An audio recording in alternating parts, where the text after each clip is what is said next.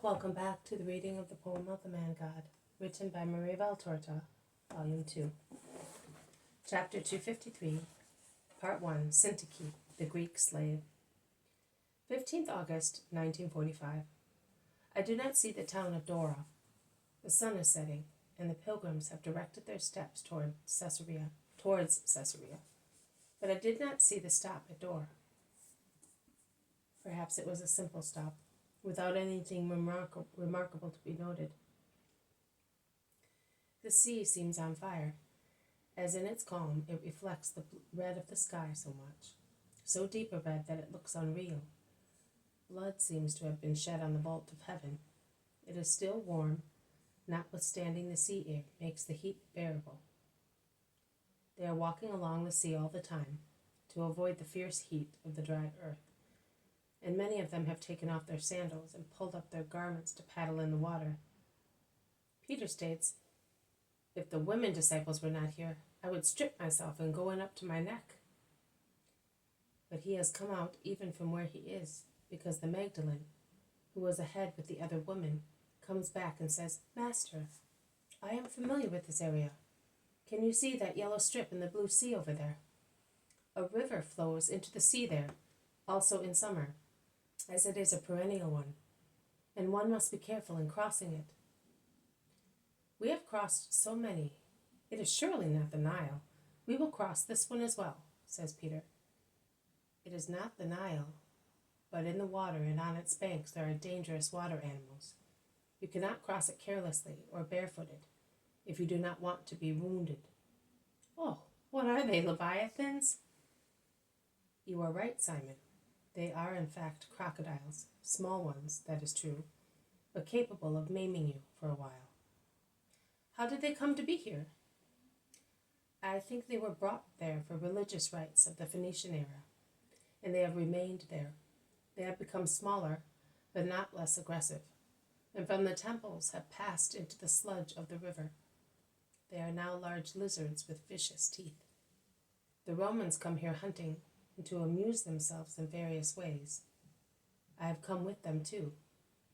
Everything helps to occupy the time. Their skin is lovely and is used for many articles. Allow me, therefore, to be your guide, in view of my experience." "All right. I would like to see them," says Peter. "We may see some, although they have almost all been destroyed. They are hunted so much." They depart from the shore and turn inland until they find a main road, halfway between the hills and the sea, and they soon reach an ogivald bridge, thrown across a little river, the bed of which is rather wide, but the scanty water flows only in its center. Where there is no water, there are reeds and bog grass, now almost parched by the summer heat, but in other seasons they perhaps form tiny islands in the water. The banks instead are covered with thick bushes and trees. Although they look very carefully, they can see no animal, and many of them are disappointed. But when they are near the end of the bridge, the only arch of which is very high, so that they may not be submerged by water in the period of floods, it is a very strong construction, probably built by the Romans. Martha gives a very shrill scream and runs back terrified. A very big lizard, that is all it is, but with the typical head of a crocodile, is lying across the road feigning sleep. "Don't be afraid," shouts the Magdalene. "When they are like that, they are not dangerous. The trouble is when they are hidden and you put your foot on them without seeing them." But Martha remains prudently behind. Susanna also is frightened. Mary of Alphaeus is prudent, but more brave, and walking close to her sons, she advances and looks. The apostles are not afraid, and they look making comments on the ugly animal, which deigns to turn round its head slowly, so that its face can be seen. It then moves and seems to be wanting to come towards those who have disturbed it. Another scream from Martha, who runs further back, imitated also by Susanna and Mary Clopas. But Mary of Magdala picks up a stone, throws it at the lizard, which, hit on one side, runs down the gravel bed and sinks into the mud. "Come forward, you fearful woman. It's no longer here," she says to her sister. The women come together. "It is really ugly," comments Peter. "Is it true, Master, that once they fed them with human victims?" asks the Iscariot. It was considered a sacred animal. It represented a god. And as we offer sacrifices to our God, so the poor idolaters did it in the forms and with the errors becoming their condition. "But not now?" asks Susanna. "I think that it is still possible that it might be done in idolatrous countries," says John of Endor. "Oh, my God, but they will give them dead, eh?" "No, if they give them alive. Generally, girls or boys, the choice of the population. At least that is what I read," replies John once again to the women who look around frightened. "I would die of fear if I had to go near one," says Martha. "Really? But these ones are nothing compared with real crocodiles. They are at least 3 times as long and large. And they are famished, too.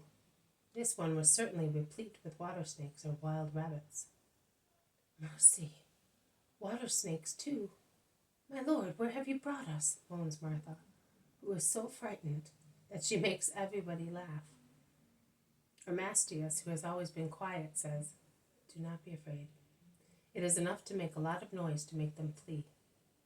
I know, because I have been to Low Egypt many times. They set out clapping their hands or beating tree trunks, and the dangerous spot is left behind." Martha has gone near Jesus, and she often asks him, "Will there be any more?" Jesus looks at her, shakes his head, but reassures her. The Saran plain is nothing but beauty, and we are now there. But the women disciples have really surprised me today. I do not really know why you are so fearful. I do not know myself, but anything that creeps terrorizes me. I seem to feel on me the cold of their bodies, which are certainly cold and slimy, and I wonder why they exist. Are they necessary? You should ask him who made them. But you may be sure that if he made them, it means that they are useful. At least to make Martha's heroism shine, says Jesus, eyes shining wittily. Oh Lord, you are joking, and you are right. But I am afraid, and I will never be able to control myself. We shall see about that. But what is moving in those bushes over there? Says Jesus, raising his head and looking straight in front of him at a tangled mass of bramble and other plants with long branches, climbing towards an embankment of Indian figs, growing farther back with their leaves, which are as rigid as the climbing branches are flexible. Another crocodile! Lord! Moans Martha, who is terrorized once again. The rustling of the branches increases, and the head of a woman appears. She looks. When she sees so many men, she is uncertain whether to flee to the country or withdraw back into the wild tunnel.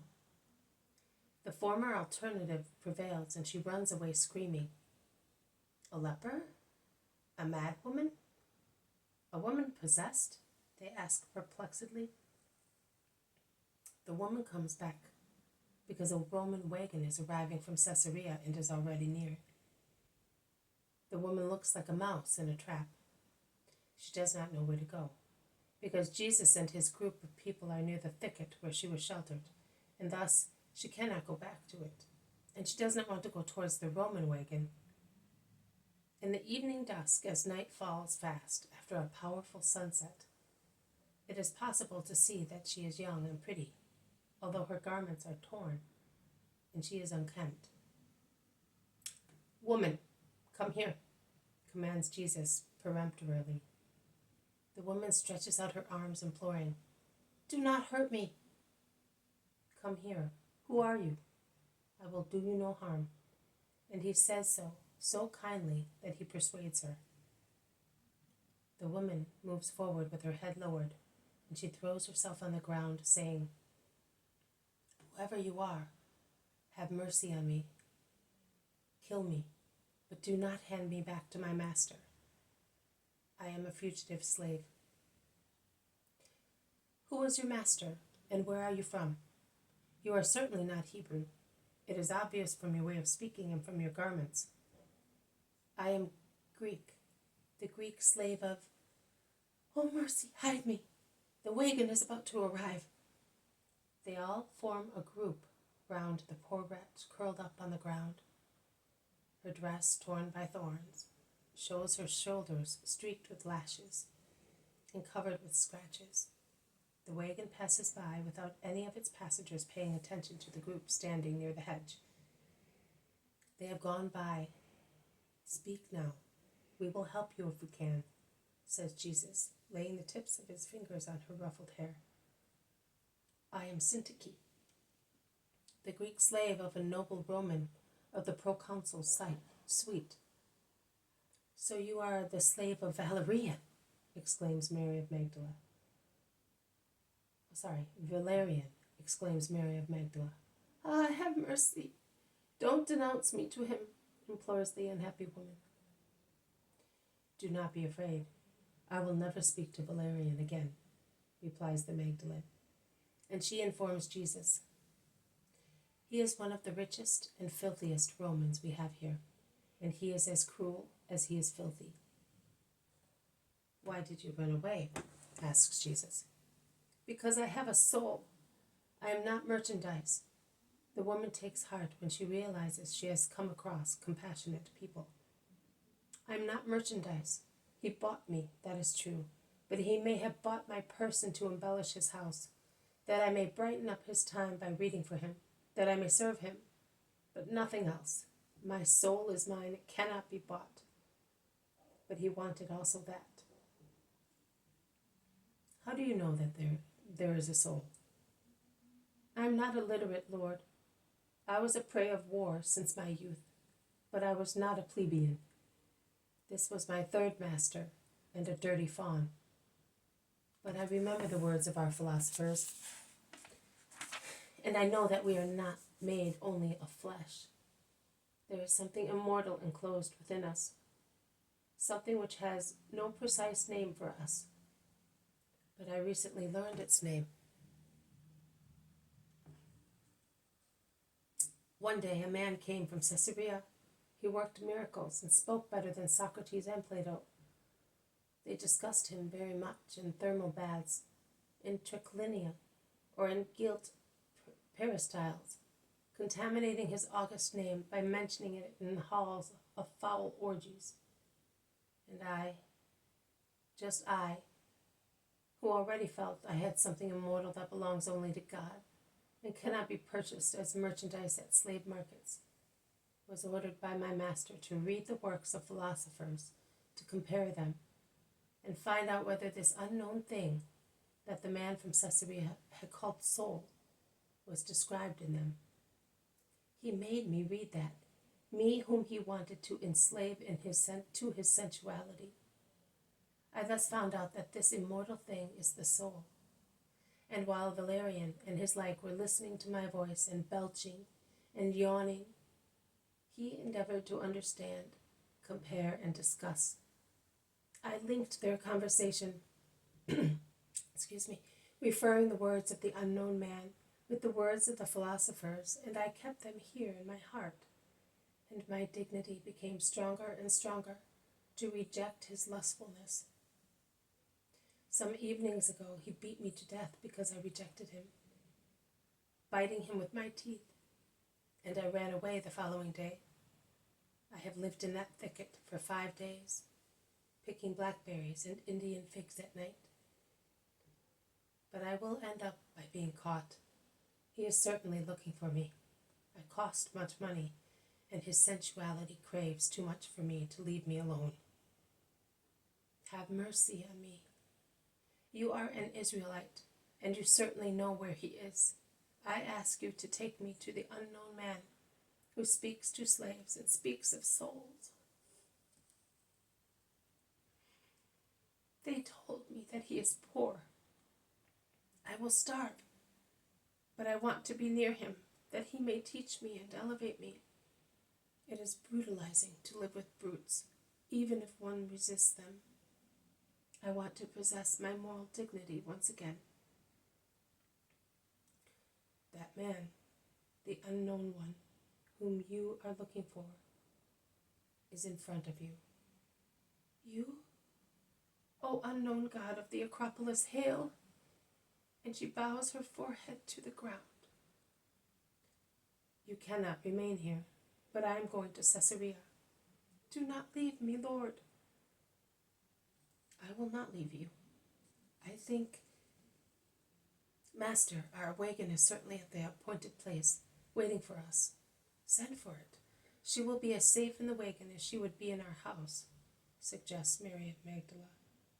Oh, yes, Lord. Send her to us in the place of old Ishmael. We will teach her your doctrine. She will be torn from paganism, begs Martha. Do you want to come with us? Asks Jesus. With any of your friends, providing I am no longer with that man. But a woman here said that she knows him. Will she betray me? Will any Romans go to her house? No. Be not afraid. Romans do not come to Bethany. Above all Romans of the kind, replies the Magdalene, reassuring her. Simon and Simon Peter go and look for the wagon. We shall wait for you here. We shall go to town afterwards, orders Jesus.